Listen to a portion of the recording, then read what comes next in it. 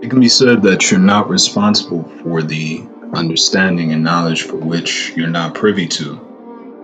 In words, what you don't know, how can you be responsible for? However, the opposite is also true.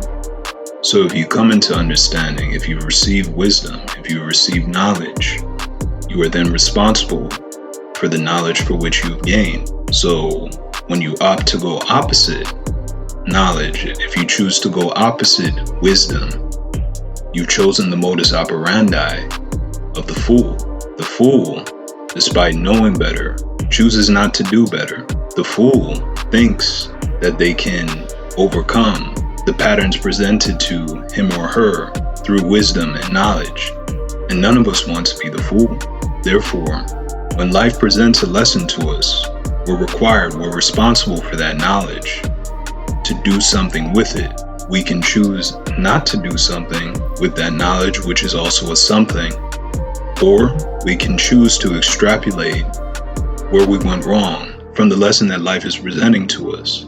The responsibility of knowledge requires us to take accountability for what life is presenting to us, because life has a funny way of presenting lessons to us over and over again that we refuse to learn the first time.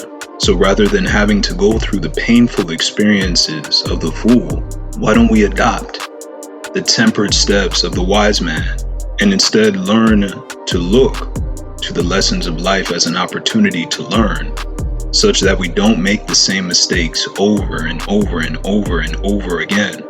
It's time for Black people to take on the responsibility of knowledge so that we can move beyond the traumas of our past, so that we can make successful moves as opposed to the same old failed steps that we've taken for hundreds of years at this point.